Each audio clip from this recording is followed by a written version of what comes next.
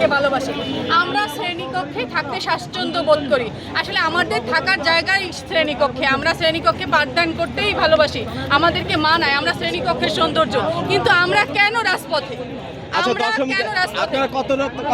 আমাদের দাবি 10ম গ্রেড, আমরা চেয়েছি 10ম, আমাদের দাবি আমাদের 10ম গ্রেড। এবং আমাদের অর্থ সচিব, আমি না বুঝে বলছি যে 10ম গ্রেডের অর্থটা কি? আপনারা কি সম্মান চাচ্ছেন নাকি অর্থ চাচ্ছেন? 10ম গ্রেড আমরা আমাদের সম্মান, প্রাপ্য সম্মানটুকু আমরা চাচ্ছি। এবং আমরা 10 বছর এবং 16 বছর পূর্তিতে আমরা কোনো উন্নত স্কেল পাচ্ছি না, আমরা চাচ্ছি। আচ্ছা ঠিক আছে, করবো। এবং 8ম শ্রেণীর ড্রাইভার তারা কিন্তু 10ম গ্রেডে পায়, আমরা শিক্ষকরা কিন্তু আমরা পাই না।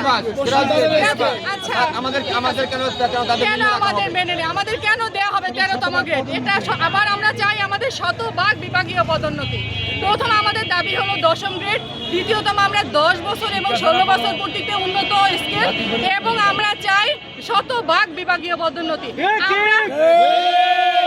আমরা আমাদের শিক্ষার্থীরাও চায় না যে তাদের সহকারী শিক্ষক বা তাদের শিক্ষকরা ছাড়া প্রশাসন পরীক্ষা নেক। তারা আমরা দেখেছি যে আমাদের উপজেলায় প্রশাসন পরীক্ষা নিতে গিয়েছে এবং সেখানে অভিভাবকরা বাধা দিয়েছে এবং সেখানে অস্থিতিশীল পরিস্থিতির সৃষ্টি হয়েছে।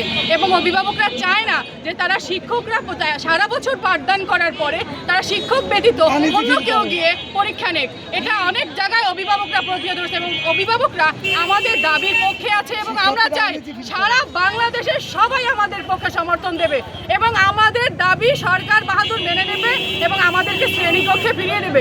আজকেই প্রজ্ঞাপন হল, ইনশাআল্লাহ আমরা কালকেই আমরা চাই প্রজ্ঞাপন, আর নয় আলাপন, আর নয় কালক্ষেপণ, আর নয় কালক্ষেপণ, কমপ্লিট শাটডাউন চলছে।